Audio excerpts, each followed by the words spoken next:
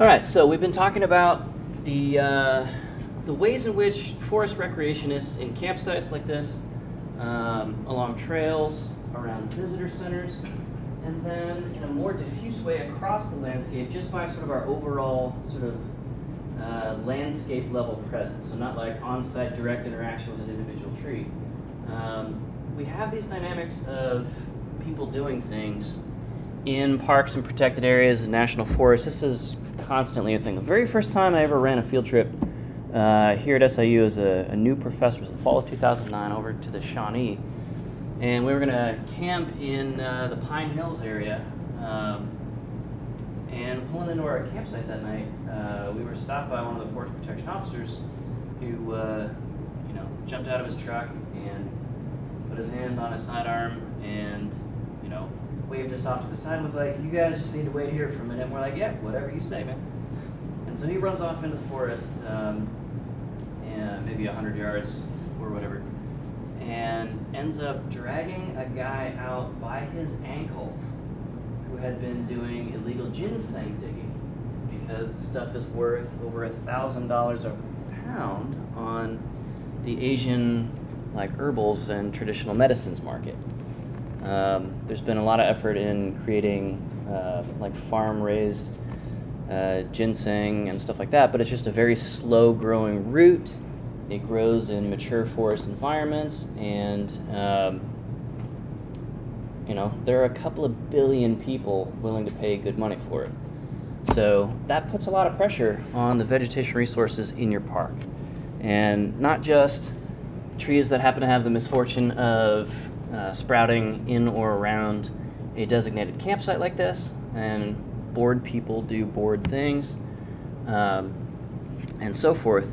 It's also way off in the forest, like the ginseng, or another big issue on the Shawnee in terms of occasionally decides to identify trees our like this forest, one. and this is present at all national parks, forests, all protected areas that have trees. In any place that you have burl wood, in particular larger, slower growing hardwood burls or ornamental woods like cherry, for example, we get into some really, really nasty pressure on those vegetation resources. Also, we have stuff like this. So this is off-season skiing and stunting and so forth. And this is fine when it's actually on the snow. So 5-6 feet of pressure powder, there is zero transfer of impact down to the forest soils or the forest forbs, the seed bank underneath, right? You can run millions of skiers down slopes, well-groomed slopes, out west, and it's not a big deal at all, right? A major part of the economic drivers of places like the state of Colorado function on this being a highly sustainable thing, right? You think of a ski run kind of environment, a very high slope, very high erosion potential habitat, but Captain Snow, the plants, the soils, the water courses, nothing really cares. It just kind of sleeps through the winter and then, emerges from that dormant season, that torpor, and keeps on rolling. The problem comes when we have edge cases like this, where it's nothing illegal or terrible or unsustainable about skiing in principle, but extending that using newer ski materials, using the social pressures of things like action cameras, GoPro cameras, the ubiquitous cell phone camera and stuff like that, right? There's a lot more social incentive now to try to do stuff like this. And this is maximum damage potential, not only to, obviously, the soils, but those thin dormant grasses trying to just make it to next spring and so forth, right? So 50, 75 years ago, yeah, this was occasionally somebody hot dogging around the ski lodge or whatever. Now, right, the video goes up and is seen by a couple of million people whose brains may not be fully developed up to the point of about age 25, and they think this is a cool thing, and now we have millions of people with the idea incepted, right? So the game has changed in terms of vegetation protection because the technology changes and the social sense of what is appropriate, what governs the sense of what is appropriate, has changed as well. So this is tough. We didn't used to see stuff like this as land managers. Now we do. That looks like a lot of fun. It is also extremely ruinous to the herbaceous layer of vegetation here, right? And granted, they're mostly going over dry leaves, but everything else is not doing so well. So when you step on a plant, we've talked about this with trees at different life stages or growth stages, right? So step on a seedling, kill the seedling. Ski across it, and you are not only potentially bruising or bending that ligamentous, the heartwood material eventually of that seedling, but you're also scraping across it. So you can just rip the thing out of the ground, shear it off. It's a lot more damaging to have stuff like this going on. Whereas with like a 29er mountain bike wheel, you're pressing it onto the ground and then rolling off. There's none of that shearing action. Okay, so the vegetation sequence of impact is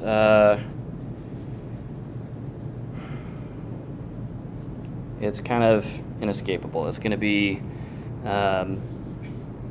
introducing external pressures as well as putting trampling pressure onto the vegetation, and then in some cases a little bit later on in the sequence or cycle of it, we're going to have people doing things like defacing or scarifying trees, for example, as they go, right? So we open up a new national park and we start hiking in, we start carrying in on our boats things like aquatic non-native species, right? And so forth. Or on land, we can have seeds walking in with us on our boots, in the droppings of horses. So horses, as highly selectively evolved creatures, don't digest very well, right? You can get a lot of viable seed through the gut of the horse. And so when somebody trailers in their horse from a couple hundred miles away for a couple of weeks to camp and ride around Wrangler's campground at Land Between the Lakes, or any of the miles of the Trails Designation Project here on the Shawnee, we're at some world-class riding trails, genuinely. Millions of dollars worth.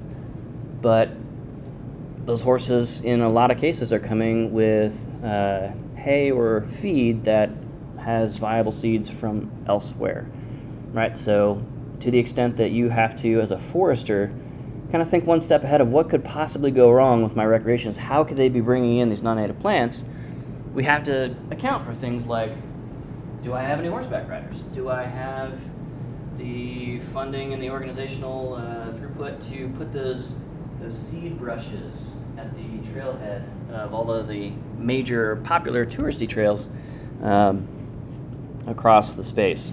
Shawnee National Forest has started to do that, and those work pretty well. The big thing with those boot brushes is, and everybody knows what I'm talking about, right? So it's a bottom and two side boot brush, and you just sort of rub your boot through there, and it hopefully kind of cleans all the loose seed off out of the mud and so forth. The main effect there is actually sensitizing people. So the educational signage and the prompt to turn your brain on and think, do I have any non-native invasive seeds on me? That seems to be the bigger effect in terms of actual on-site main effects when you start to research this stuff. So it's a lot. We have a lot of ways to put non-native invasive species pressure onto the native ecosystems that typically we're trying to get back to, right? So in all but the most conservation-oriented forest landscapes, we are trying to, generally speaking, move back towards some kind of pre-Columbian, pre-colonization regime, right? So pulling out non-native invasive species, and non-native is partially defined as, pre-advent of Western European movement across the North American continent.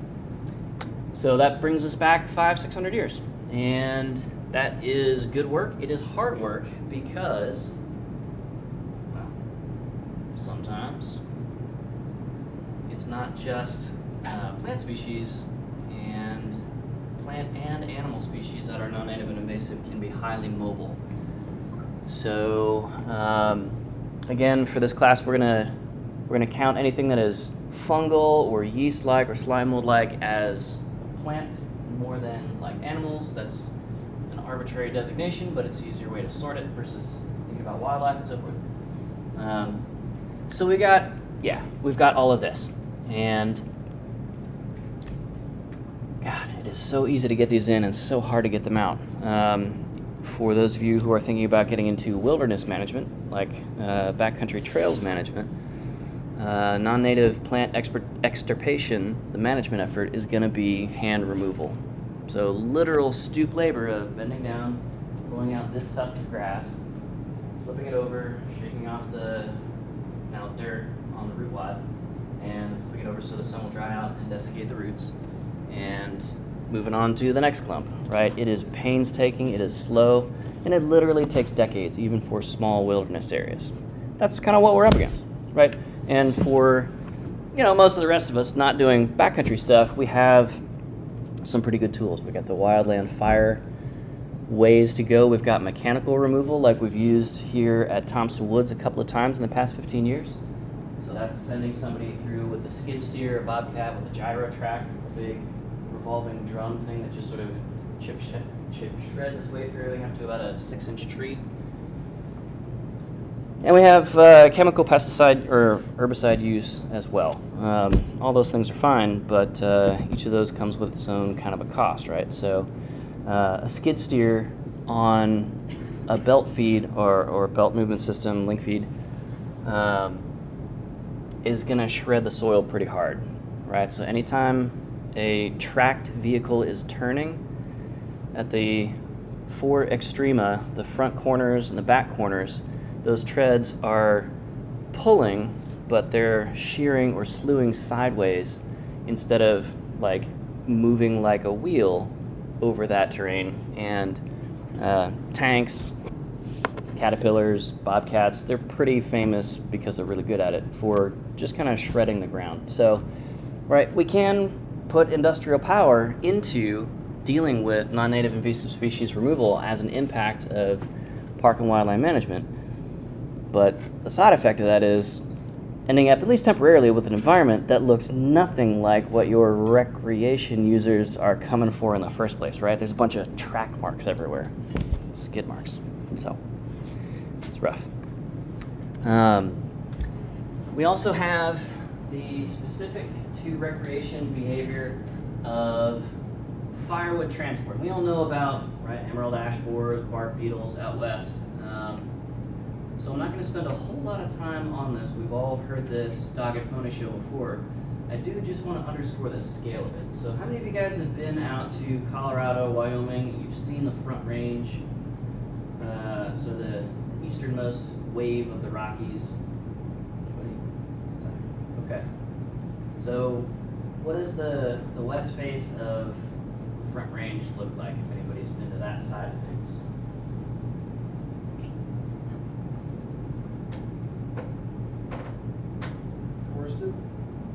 Forested? Like formally or formerly.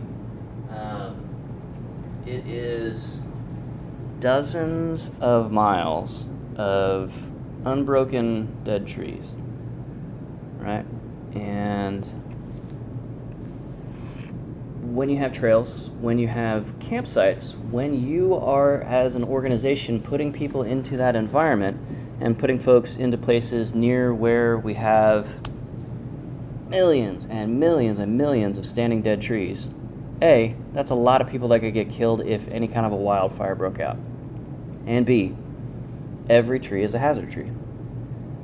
And our fiduciary responsibility, that is our ethical responsibility to be proactive in providing a safe and effective recreation environment for our people, means that when the climate warms up like a degree or so Fahrenheit, a fraction of a degree centigrade, it is just enough to mild up the winters out west.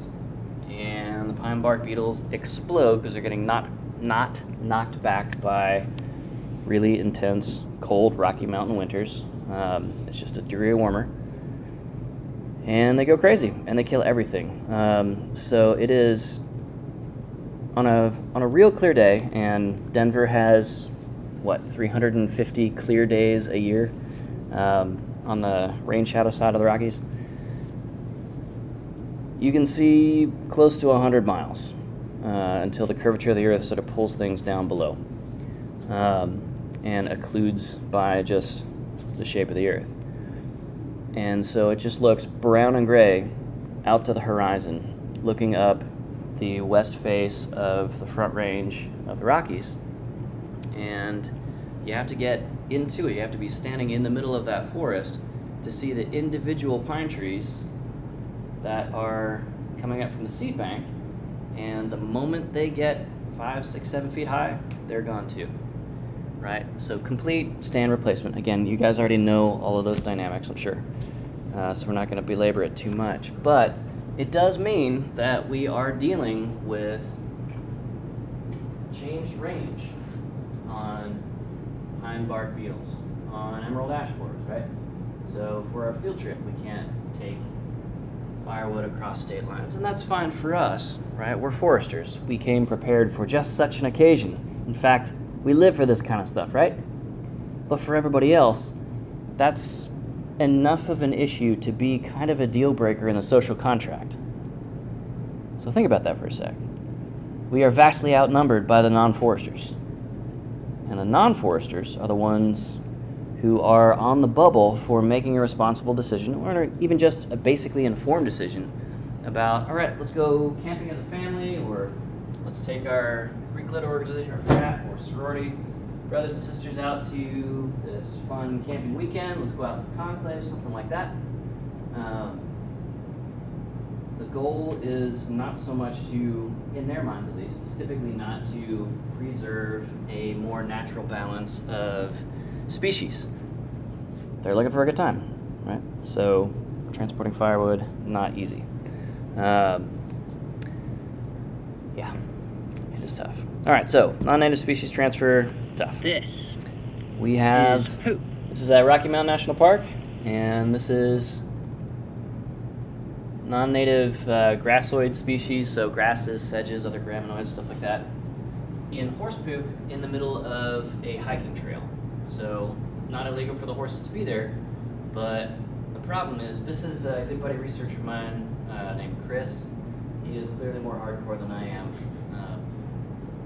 But in this, we spent 3 seconds and we found viable seeds, right? So it's not just that might happen and that would be terrible if it did. It's like, no, this is absolutely happening dozens to hundreds of times in every pile of horse poop.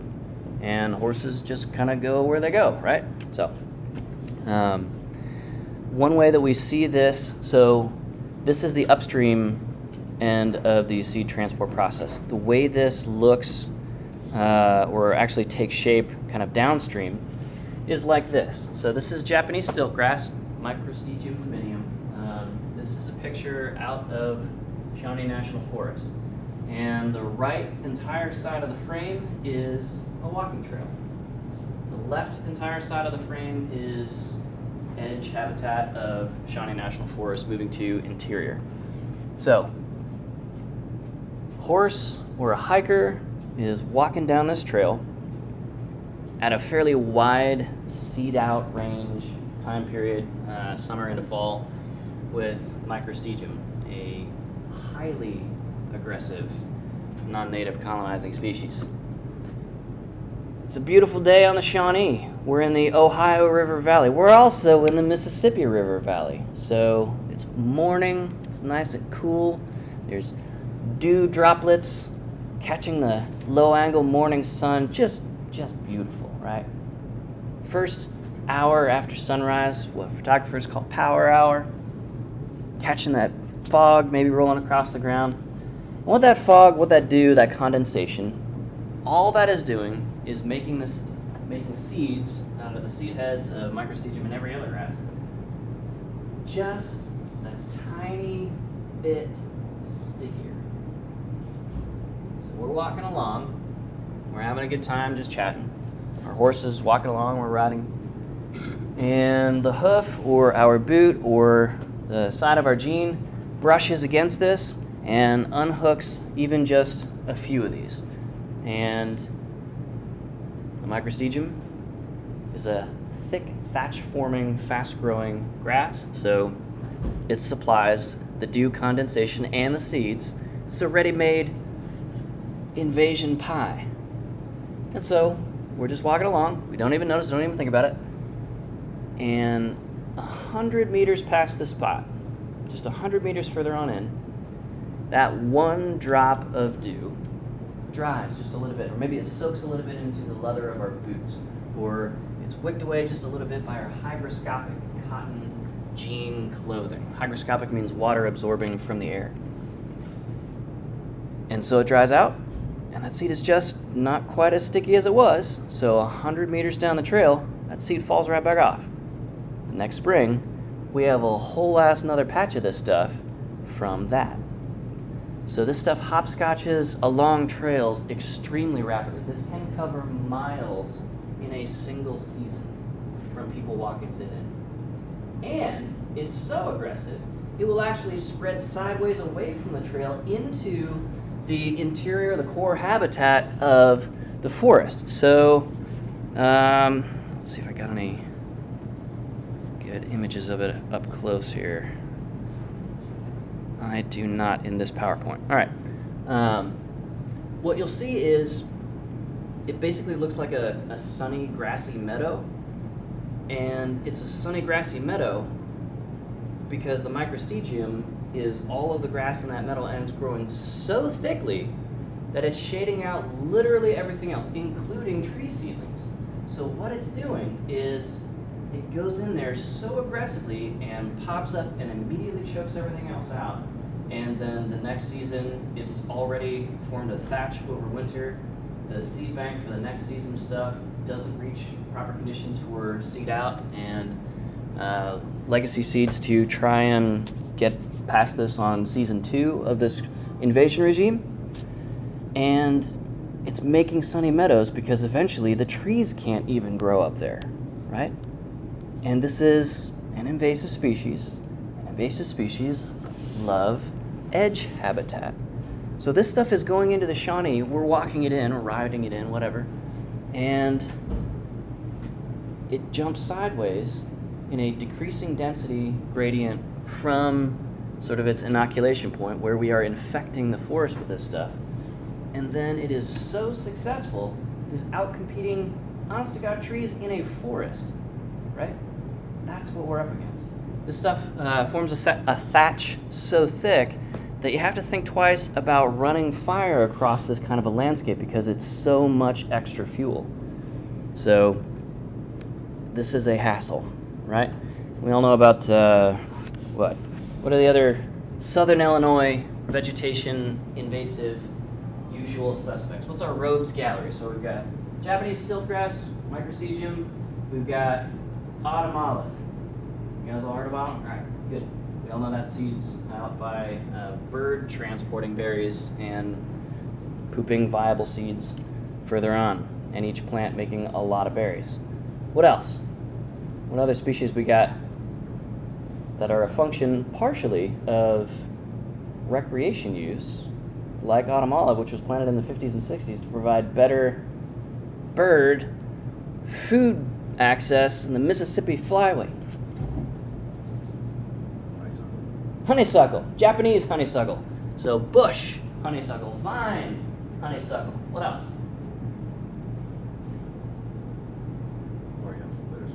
Oriental bittersweet, good. All right, trumpeter vine, multifloral rose. If anybody else hates multifloral rose, man, yikes. Don't live here. Okay? So, we have a lot of, we've already seen this, we have a lot of difficulty with these particular species. A couple other things that will help drive this. Let's see, yeah, here we go. This is a GoPro strapped on a dog.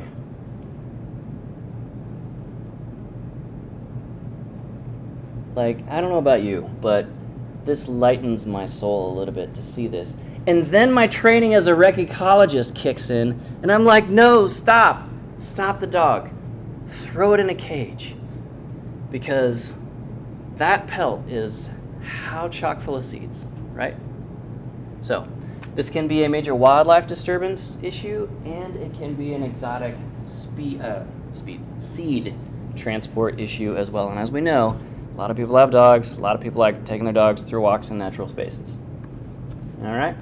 So, what all these non-native invasive species, the seed transport action is doing is changing the species composition of your forest that you are trying to protect.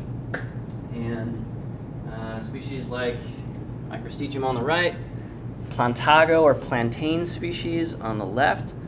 We tend to see these at campsites a whole lot because it's got that real flat, spready, basal rosette growth life form, right? It's not trying to grow tall and erect and rigid like a woody stem that can get snapped off by getting stepped on or something like that. It just lays flat when you walk on it. No big deal. Throw a tent down on this stuff, it's fine, unfortunately. So, such is life. So, this is all of that wind up to say this is sort of the first key step in our vegetation impact cycle or sequence or series. First off, species composition change, right? So we cut in a new trail, and as soon as the first person brings Microstegium in from the trailhead, now we've got it again. It can go hundreds of meters to low miles or kilometers along a trail in a season by getting hopscotched along by hikers and stuff like that. Okay, so species composition change. So we're putting all of the native plants under competitive stress, as well as eventual trampling stress. All right, the next step, once we add that trampling stress, is going to be cover loss or height change in the vegetation. So this is a little bit hard to see in this picture here, but here we've got an area where a tent was, and then we've got tall, erect, standing grasses in sort of the back half of the frame on this top image here. All right? So if you are managing campsites at your national park this semester that are backcountry, sort of visitor-created or visitor-chosen campsites, at-large camping, stealth camping, that kind of thing, leave no trace camping, this is what we are paying attention to. This is what we're looking for when we send our backcountry rangers out for patrol to catalog, measure, and assess the condition of these sites.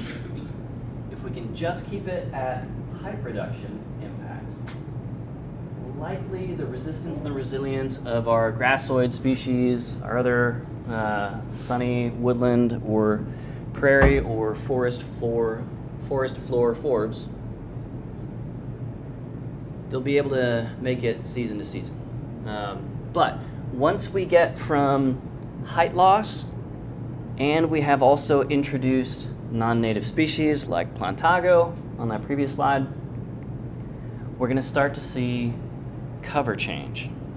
Cover change from broad-leafed, typically herbaceous, ground story, cover story species. So think like ferns, for example, right? Those are very quick to go. Grassoids can hang on a lot longer, mosses, other bryophytes, stuff like that. Not going to hang on real well.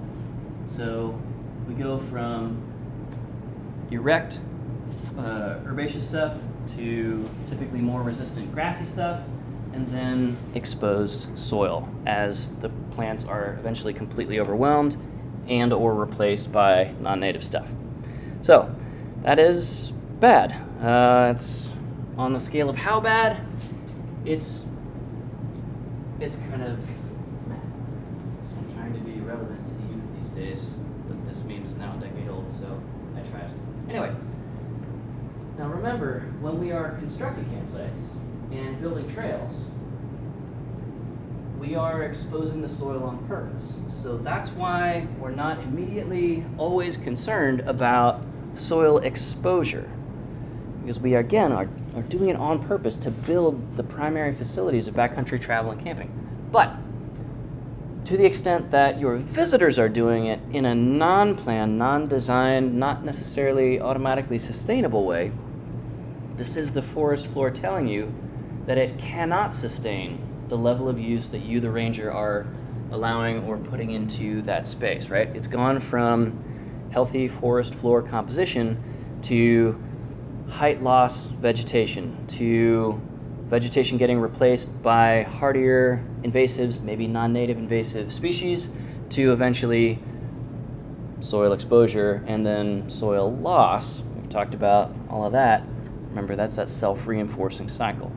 So, to the extent that we can keep a green cover on our forest floor, assuming that's the native regime, that's generally the game plan. And so we're going to try and spread stuff out to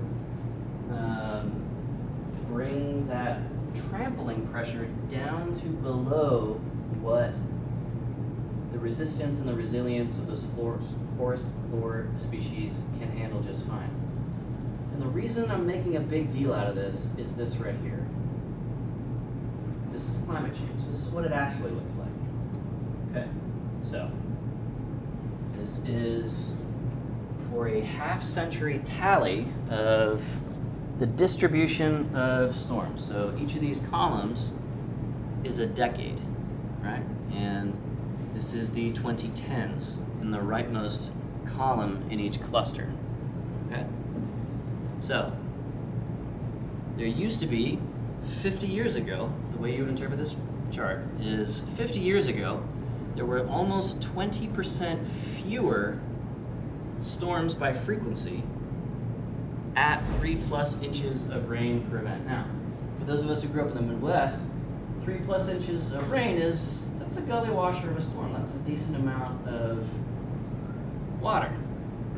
Anything less than 1/10 of an inch, I'm not even gonna change my jacket for.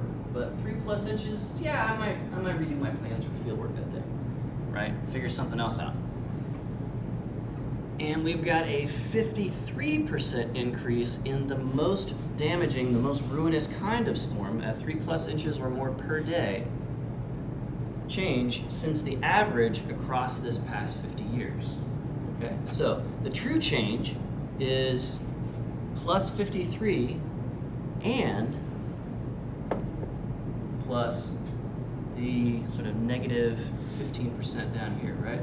So we're not quite to double the frequency of 3+ inch rainstorms. If you had to just roll the dice and pick a storm frequency at random, this is what we're looking at. Okay? So exposed soil is a bazillion times more vulnerable to this because plants, by their roots, by their leaves, doing direct interception of falling raindrops, by the coarse organic dead material, the duff layer, right, slowing down overland flow and helping things infiltrate instead of pick up energy and speed and movement. This is what, I look at this graph and 50 years from now, when our food production capacity as a species globally has failed to meet the rising demand for mouths to feed, it's going to be for this right here. We're washing our soils into the oceans, and this is what it looks like. Okay, so enough sermonizing. I know that graphs aren't particularly cool looking, but it's very hard to picture climate change in a concrete way, and this is it right here. So this is the price of admission right here. Another dynamic that is making things difficult in terms of keeping your forest floor's armor in place, vegetation being that armor, is the impact versus recovery dynamic. Okay, so I've deliberately taken the numbers off of this graph. I've generalized it across hundreds of species in the literature. So this is including trees, this is including grasses, and herbaceous forbs, ferns, that sort of thing. This is all. So let's talk through this, the two phases of it. And where we're going with this is this graph, or the reality that it tries to teach us, this is why when you have a bunch of busted up, ruined campsites, you don't close them down and open up a whole bunch of new fancy campsites. Okay, here's why.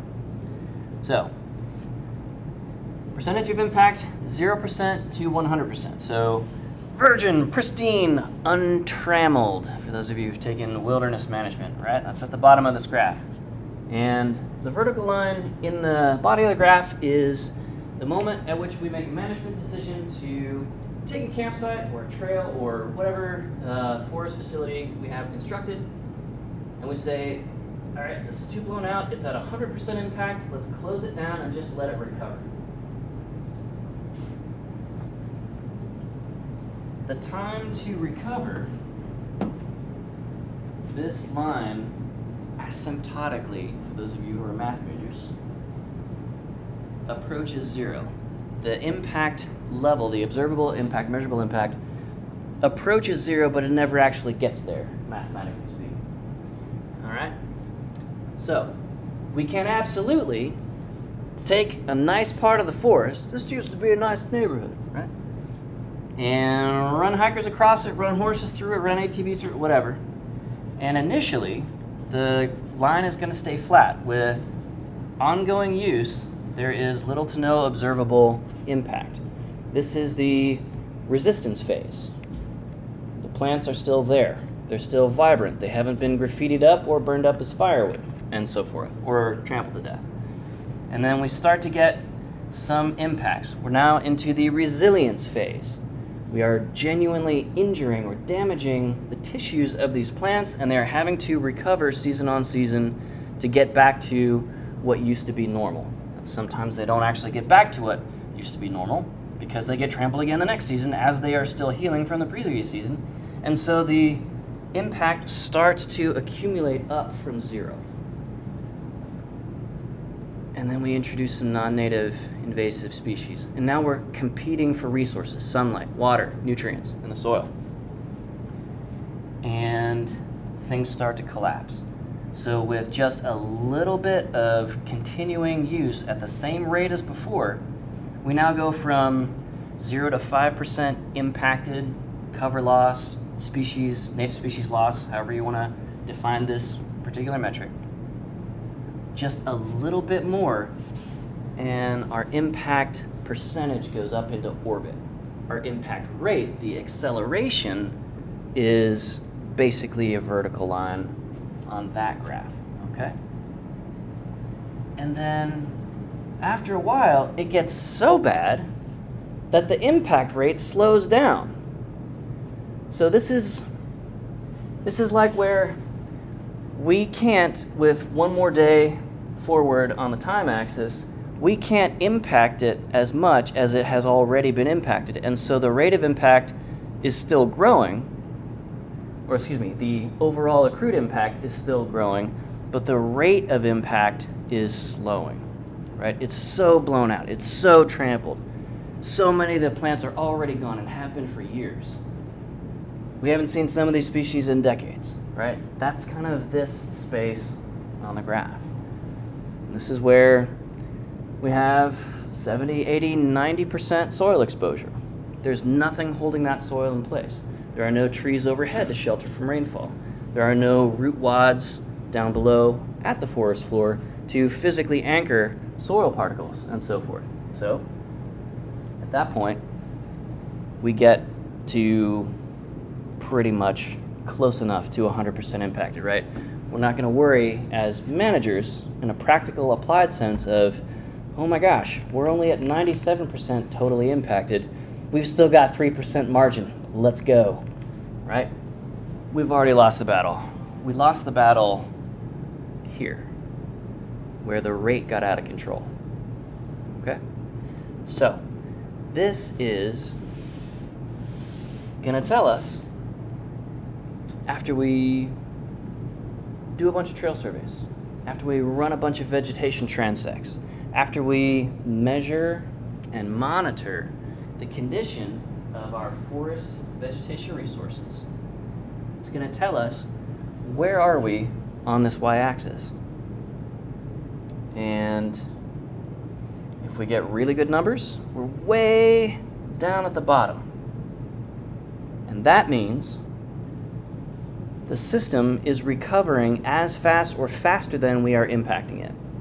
Our human presence is so light in a wilderness area, in a backcountry section of the Shawnee where just nobody goes because it's really rugged to access that spot.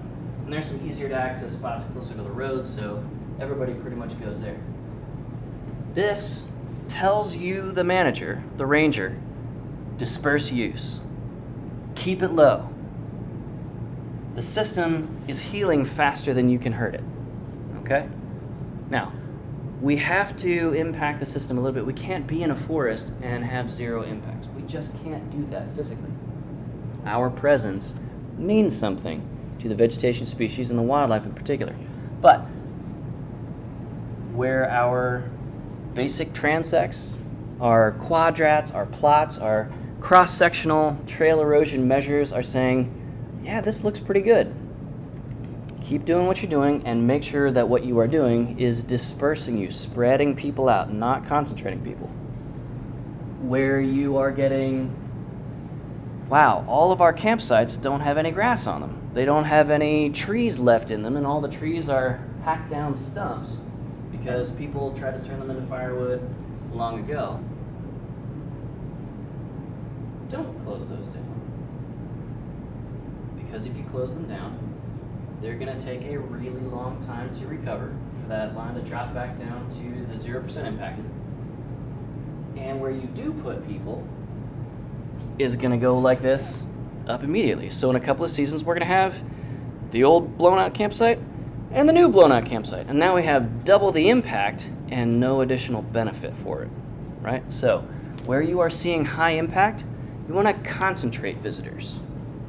Don't spread them out over the landscape as you do when you are finding resources in really good condition, okay? Concentrate people onto the already degraded sites and harden up those sites against impacts. So, if you've ever been to Mammoth Cave, for example, and camped there, they have a couple of really big developed campgrounds with, I don't know, probably something like 250 tent and RV spots. And the tent-specific spots are all on crushed gravel, or historically crushed gravel, and it's kind of trammeled into the soil and mixed in a little bit as an amendment, because that area is ecologically totally boned. Like, it's already screwed, and it's been screwed for close to a century. So there's no further loss happening there, right? If we concentrate everybody to camp there, then the other 99.95% of Mammoth Cave's above ground forest resources are fine. They're here at the bottom of the impact chart. Doing well. Thank you very much. Okay? So, if you are faced as a ranger with the difficult decision, what do I do now? Look to your resources, inventory them, measure them, monitor them, get out there, assess the condition of what you are managing, and let this chart tell you which way to go. And then when people are angry at you for putting them on a site that is big and doesn't have a lot of grass and doesn't have a lot of shade because all the trees have been cut down for firewood 80 years ago, right? You can help them understand, hey, this is where we are putting people. And this is so that you and I, we together, can protect all of the rest of everything else. So, disperse, concentrate, do not rest and rotate. Okay? Disperse, concentrate, do not rest and rotate. That's a big one. Here's an example of this in action at Wilson's Creek National Battlefield. We did a research project over there a while back. All right, so this is a century-and-a-half old Civil War battlefield. And like most Civil War battlefields, it was just a bunch of farm fields until Johnny Reb and Union Jack showed up, shot at each other, and then moved on to the next spot. not a huge battle like Gettysburg or anything, but a decisive one. And the farm fields had a bunch of like farm roads, farm paths, and stuff like that. And that's what is there now. That's what people can use to ride and enjoy. And so they concentrate all of that use, all of the walking, all of the horses especially, onto these spots. And because there's some decent slope at Wilson's Creek National Battlefield, this is outside Springfield, Missouri, in the southwest corner of that state. Because it's concentrated there, they don't have to worry quite as much about somebody's horse, just riding off across the field and destroying a whole bunch of irreplaceable, Civil War actual artifacts still in the soil there, bones, bullets, etc. The whole place is just like an archaeological trove, as all historic parks, military parks are. So you concentrate folks on very narrow spots and say, all right, there's probably some bullets and stuff under this road grade as well, but probably destroyed long ago. So we'll keep everybody right here, and it's going to be fine. Okay? So the way that veg removal often happens with woody species is due to direct human behavior depredation. So we can talk about unintentional trampling, like you're walking along in the forest, maybe along a trail, maybe with some friends, and you get that, you feel the spirit moving in you. You have to take a shit. And so you turn sideways and go away from the trail, away from the prying eyes of all your friends who want to make it weird, and you go do your thing, and to get there and to get back, you're stepping on a bunch of stuff, right? So we'll assume the poo goes great, that you buried it sufficiently deeply in a cat hole, mixed in living biological topsoil in with it, and it's going to be digested and so forth, no big deal. But that's kind of an unavoidable thing. When somebody needs to poop, they're going to poop. And so we're going to have to accept that level of impact. Again, if everybody is picking a random spot along the trail to do that, well then, not a big deal, right? The forest is going to recover around that. One pass forward, one pass back is not going to completely collapse the vegetative community in that area. But it can take a long time to recover, longer than most people think. So here was a controlled experiment to try and figure out what are some of the numbers on the time axis of that impact recovery graph we were just looking at. All right, so this is a forest floor campsite in spring of 1986, one day before the first tent was put on it. And then went back, measured fall of 1986. Here's what it looked like. So same photo taken from the same vantage point. That's it. An established campsite, right? It's got a path in, it's got installed hardware, it's got a fire ring, and it's got vegetation height reduction, species composition change of what is able to hang on at the grassy edge or periphery of the site, and then an exposed, these photos are from 1986, right? It's super pixely, but this is a bunch of leaf litter in fall of 86, covering what is already exposed soil in less than 1 year, in about 3 months, okay? So then, after that fall, visitor season is done. This experimentally created campsite is closed to use after 1 season of use. And then 2 years later, we come back. So this is a picture from the fall of 1988. After 2 additional growing seasons, 1987, 1988, right? Can you see how that still looks like a campsite?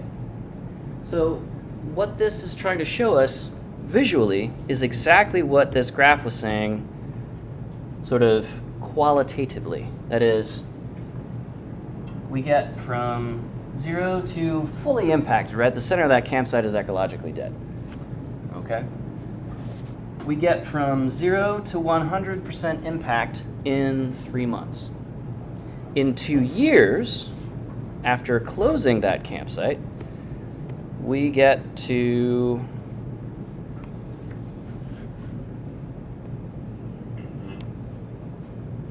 95% cover loss, down from 100. So, we're recovering 2.5% of our forest floor species composition and cover in 2 years, right? That's good, or per year. And then 5 years afterwards, this is what it looks like. Same spot, same angle.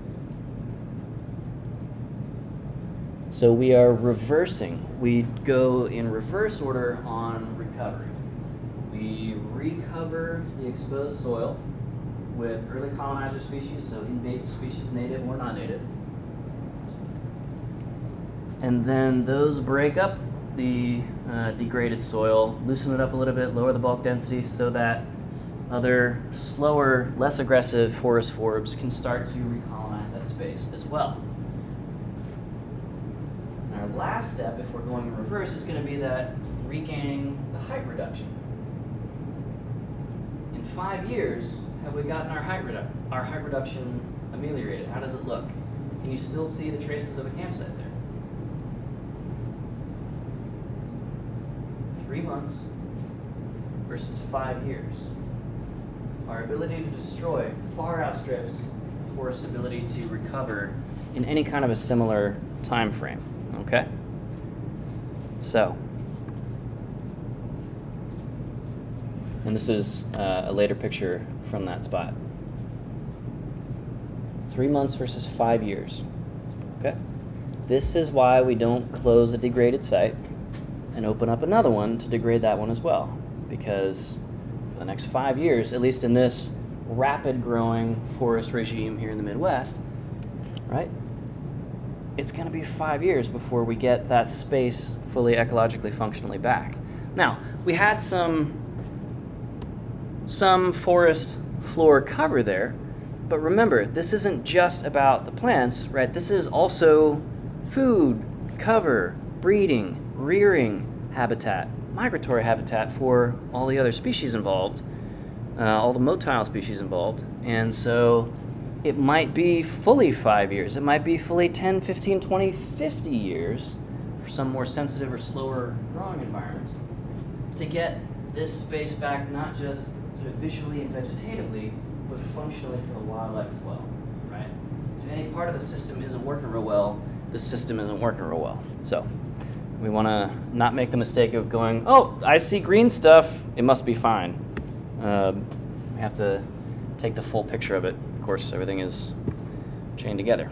All right, so the factors that are going to govern the steepness of that recovery graph back down towards 0% impact are going to be having a well-watered soil is going to speed that process back up, and lower bulk density. So when I'm talking about the early colonizing species sort of moving in from the outer edges of that impacted campsite, what they are doing is their root hairs are moving aside larger soil particles.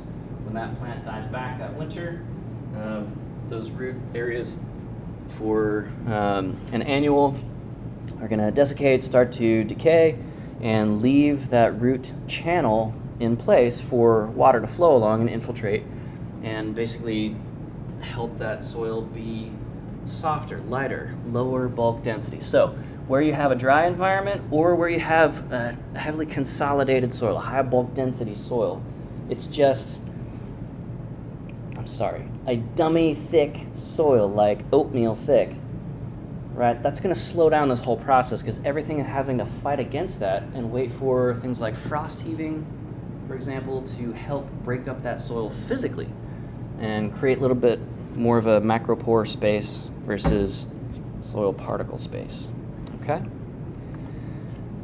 All right, so we've been talking a lot about forest floor, the forbs, the grasses, sedges, other graminoids, stuff like that. Shrubs and saplings are kind of in that uncomfortable, unfortunate space, kind of the middle child size-wise between grasses and mature trees. Now grasses, pretty resistant and resilient to impacts. Mature trees, mostly pretty resistant and resilient to impacts except for shallow rooting radial species like giant sequoia, etc. But things like low woody shrubs, like if there's a bush about knee-high a woody, shrubby bush between you and your goal in the forest, you're not going to go around it, just step right through it. So for low woody shrubs like vacciniums, wild blueberry, for example, for those of you who went on summer camp this year, you remember those? Low bush blueberry, wild blueberry, instead of the high bush or cultivar blueberry, those big fat farm raised ones.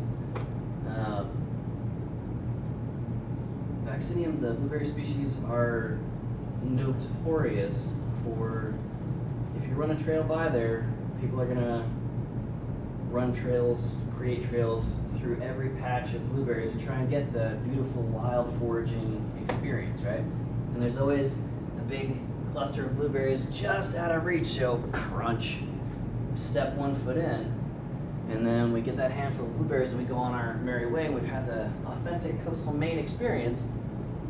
But the next season, that crunched up boot print size hole is still in the plant. And so the next year, crunch, crunch, because that handful is no longer around, right? Those branches were broken off, so we gotta reach further in. And so in a couple of years, entire patches of shrubby stuff can just get trampled away. And ORVs and snowmobiles, we've seen a couple examples of this in the earlier PowerPoint before Thanksgiving. If it's small enough to roll over in a four-wheeler, or especially like a UTV, like a bigger, heavier golf cart size thing, like a side-by-side, those bushes don't stand much of a chance. People will roll over stuff just to kind of see if they can, you know? It can be very satisfying, but highly destructive. All right, so for trees, our rule of thumb is going to be less than 3 inches in DBH, and people are going to see it as a whippy little sapling that is small enough to turn into a sword if it's growing at the edge of your campsite, small enough to be ill-advised, maybe uncured firewood if it's near your campsite, and so forth. Small enough to break off major branches with your bare hands. You don't have to be a huge Paul Bunyan monster of a person to be able to do that. So less than 3 inches is kind of the break point on tree size for being considered shrub-like in terms of its vulnerability to recreation impacts. Okay. Now, fleshy, succulent type plants. So this is a picture I took down in Hawaii. This is about an 8-foot high shrub right next to a very popular path that takes people to a black volcanic sand beach with sea cliffs and like waves pounding against the cliffs, sea spray going. I mean, it's like, don't go see Moana 2, it sucks, but like the vibe was halfway legit with Moana 1, right? Like that was okay, right? You're welcome, right? This is that movie. Like, you're walking on black sand and sea spray and sea cliffs and stuff. Oh my gosh. And everybody going to that beach has to walk by this. And everybody is confronted with the choice. I think that Gen Z folks today might answer this in a text message of would, not W-O-O-D, but W-O-U-L-D. Or not, right? This is a releaser cue. That's psychological prompt, that decision moment of somebody else did this, and I don't see anybody getting arrested right now, so I bet some of these people got away with it. That's what happens with succulents when they are close to forest and outdoor recreation. So this is the same plant, but a little bit further away. All right? And it's unfortunate. That is permanent damage to that plant. But it's also incepting the idea in everybody that, hey, this is a thing to do, and maybe we could leave our mark, right? So our initials, Logan loves Emmy, hashtag ride or die, and then like the date of your Hawaii trip, and then you go back to the mainland and you never think about it, right? And everybody else for the next 50 years has to. So that's kind of and also, you know, proselytization materials. I don't think that person was actually advocating for a church, but anyway. Yeah. All right, so silver sword. This is in a highly arid environment, right? So that impact recovery rate, the impact rate is going to be very steep. The recovery rate is going to be almost flat, barely negative, okay? So this long thing here is the reproductive stock of the hina. Kids apparently like to run off the side of the trail, grab that, and sword fight with it. And it can take the ahina 10 to 25 years to gather enough resources in this Mars or lunar surface looking volcanic soil environment. It can take it 10 to 25 years to gather enough resources to send up this one stalk one time. So if a kid, after 25 years of trying to work up the mojo to reproduce, some kid comes and breaks it off, like that would ruin the mood for anybody, right? And certainly so for the silver sword, or ahina. So Haleakala National Park, other places like this, there are only a few 100,000 of these organisms anywhere in the world of this particular species, and almost all of them are right here. And as you can see, the trail unfortunately goes right through a patch of them. That's what we're working with. Okay, so that's what these look like. Nah, my face, we don't care about that. You can see how this parking lot completely surrounds this little patch of ahina, and people love to go across the parking lot to shortcut their way up to the little visitor center up there because it's below freezing and everybody's in their tropical swimsuits and stuff like that from down at the resort a couple hours away. For mature trees, we're looking at mechanical damage. So that's going to be stuff like the old tradition of if you were chopping or batoning up firewood to make your campfire, for example, you would store your hatchet in the trunk of the tree.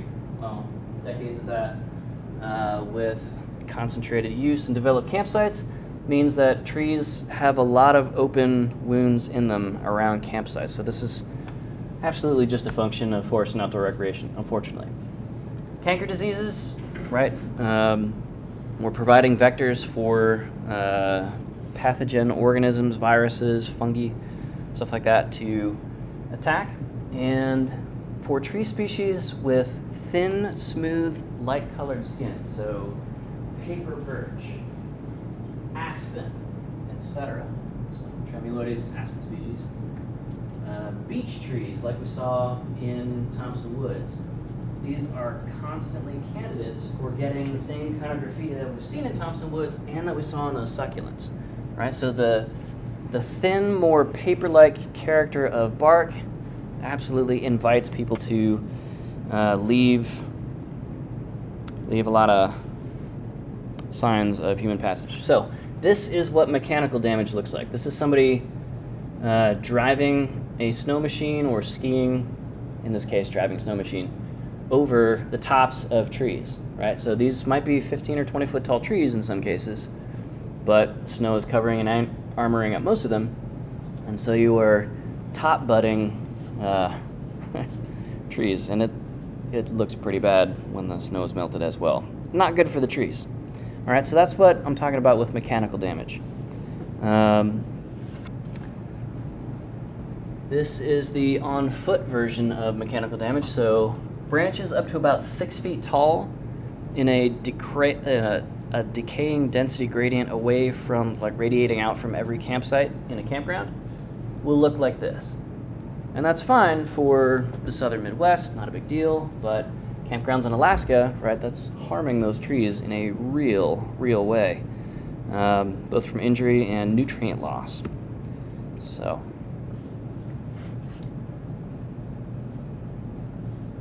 mechanical damage, folks. This is they're not sending us their finest, I believe a recent president once said. I'm not referring to anybody of any particular nationality, more just the kind of person that thinks this is a great idea, but such is life. It can take a down tree. Anybody know how long it takes a down tree in Shawnee National Forest? How long it takes for that naturally fallen log or wind-thrown log to fully reincorporate and be absolutely unidentifiable as forest soil? How long does that take? If a tree falls in the forest, anybody know?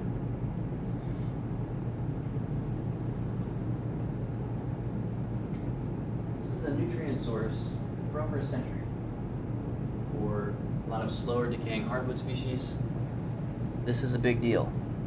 And of course, big down logs near trees, for example. These root wads are super fun to play on and so forth, so we're looking at messing up the nutrient cycling in localized spots. Generally not an issue, but in arid areas, in very cold areas, like the loss of nutrient cycling on one of these trees affects the entire area dramatically for the next century or two. Okay? So, let's not make the next generations, plural, of foresters, let's not make their jobs harder. Okay? Whoa, I don't know what happened there. But, yeah, so this is talking about redwoods and sequoias and how we like to use them. These are so big and brittle that they had to invent different ways to fell them because a 20-foot wide Jack and Jill buck saw was too floppy to get the job done. So they used dynamite in some cases and just blew the trees down. Blew them up to blow them down. And we've already talked about how shallow rooting giant sequoia are impacted by hikers.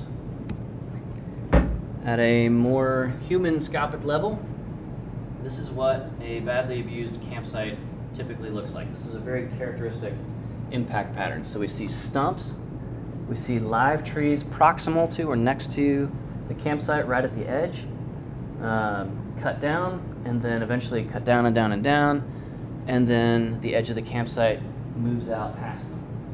All right, so there are these concentric rings of total impact, 90% impact, 80% impact, in widening radii out from the center of the site. And we come back the next season and chop down the next birch and move that 90% impact radius out to the edge of that. Here's a tree that's been girdled. And then the picture on the right is, of course, sheet erosion and tree cover loss, helping to propagate that sheet erosion by not being able to intersect all those rain droplets anymore, unfortunately. All right, so this is a vibe, or a mood, or a vicious mechanical impact on the tree. So, for those of you who are hammock campers, this is a big thing lately, especially with the advent in the last 25 years of using spinnaker nylon, sil nylon, so silicone impregnated nylons, waterproof, very lightweight ripstop fabrics. Like you'd see here, hammocks used to be a very sort of nautical thing. Now they're super duper a backpacking thing.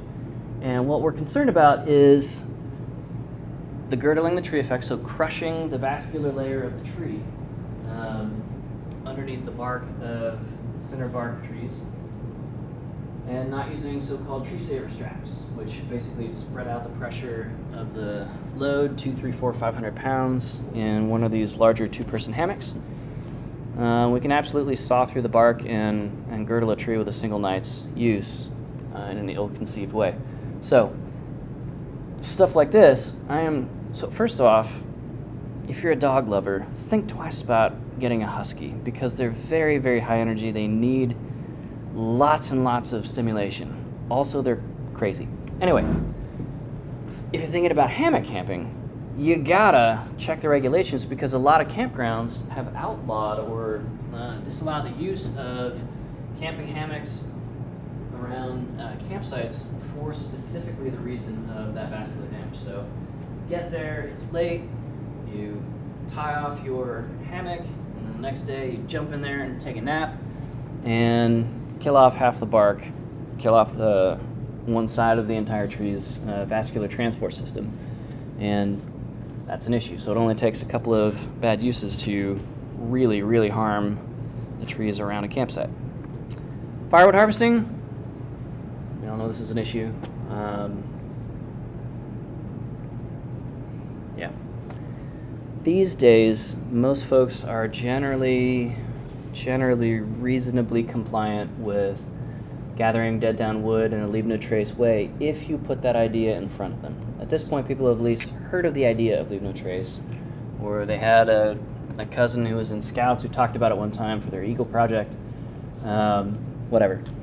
So this works okay, but if you have at your national park trees and developed campgrounds, most of us do, this is inescapable for you. So this is where we come alongside people and take pressure off of the resource in terms of providing supply of firewood. So our first strategy in management in parks, increase supply in real or effective terms. And so increasing the supply of firewood in effective terms looks like having, owning, operating, or farming out to a concessionaire, a camp store in the campground, so they don't have to think real hard about it. They go to the camp store, which you make sure is open till 8 p.m. and you make sure it is stocked with firewood all the time. More firewood than you could ever use in a season. And you make it cheap for people. Cheaper than the perceived effort of gathering their own firewood. And some people will try to gather their own firewood anyway, go out 50 yards and realize that this place has been picked over for 50 years. Let's head back and let's just grab a bundle. I'm hungry. We still haven't made the fire yet. We still got to cook our burgers over the fire. You didn't want to bring our camp stove. You wanted it rustic. And all right, so we've provided that camp store for folks, provided that local firewood. We're not transporting anything. We make it cheap, and it works. It works real well. Okay, so real or effective supply increase helps to avoid stuff like this. So this is, if you're having a little bit of trouble seeing with the glare in the room, this is a pile of logs that are partially combusted and left behind in the middle of a campsite. This is not on a firing or anything. This is just a pile of wood that's been bucked up, and somebody tried to burn it and it didn't work real well, and so they got frustrated and their trip was over and they left smoldering, not really campfire for everybody else to deal with. Okay? So when you see stuff like this happening, this is a signal that your visitors are not encountering supply in the ways that they were hoping for, either at a local camp store, gas station, whatever on the way in, or the place is so picked over for firewood, like in the forest around the campground, that this was their perceived only option. I guess I'll just do it myself, fuck it, right? Well, the fuck it leaves a problem for you and everybody else afterwards. So, we consider this to be a thing. And then you are absolutely familiar with and authorized to be a part of campfire and even camp stove bans in certain fire-adapted ecosystems, right? So, two different pictures of the same spot, before and after fire, obviously. Fire-adapted ecosystems are a thing. They want to burn. And we want to build houses in those places, and we act so surprised.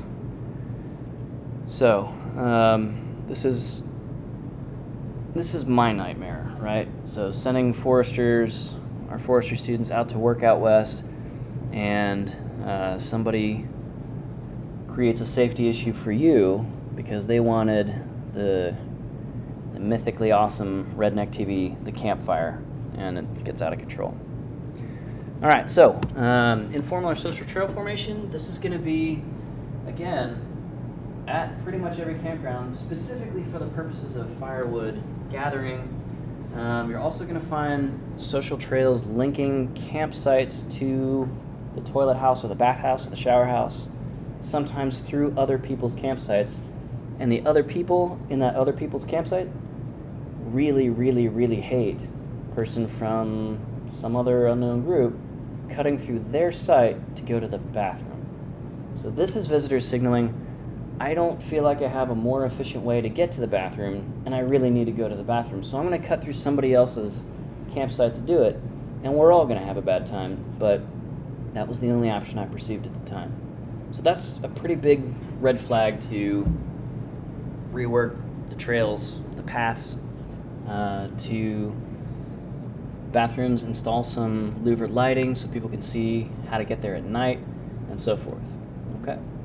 So, informal social trails. Let's run through this pretty quick. Here's Bryce Canyon. Bryce Canyon is beautiful. The hoodoos are right over here off camera. I'm a total jackwagon of a professor, so everybody else is filming this way. I'm filming people going down every single one of these shoulder ridge lines. Here's one person right here. You can tell by the way it is. It's like 5 pixels. Okay? Somebody coming down one of these. Each one of these is a knife edge ridge, 6 inches to 18 inches wide, and highly erosive. You can see the alluvial fan at the bottom of every one of these slopes, right? So, visitors can rapidly destroy what few trees are present by stepping right through the root wad on trails like that. All right, so a little bit further south, Grand Canyon. Visitor-created trails for miles.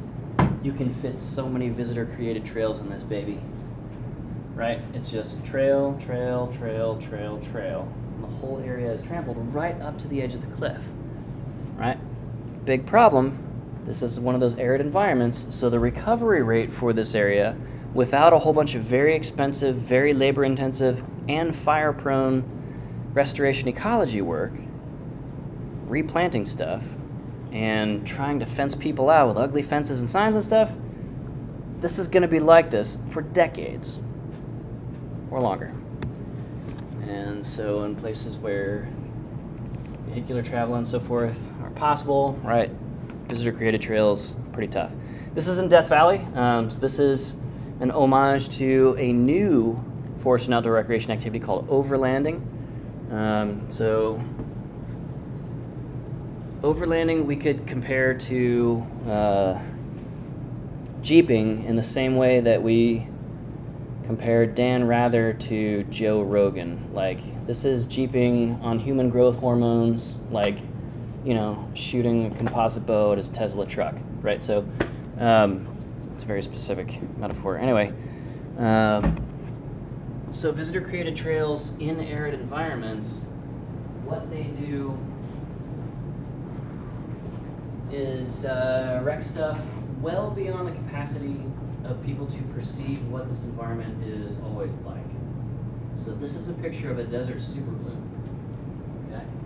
You can see this is a very, very, very dry, you can see all these cracks, right? Each of the peds of the soil is separating.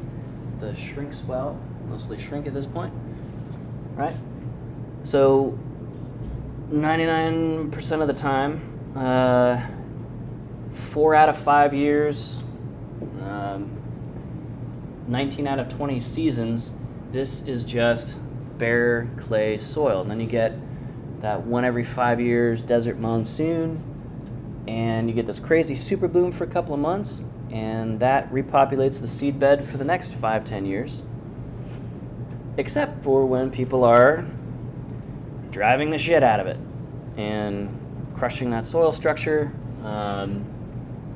and wrecking the ability of those fragile desert wildflower communities to pop up. So, yeah, this is one of the good ones left.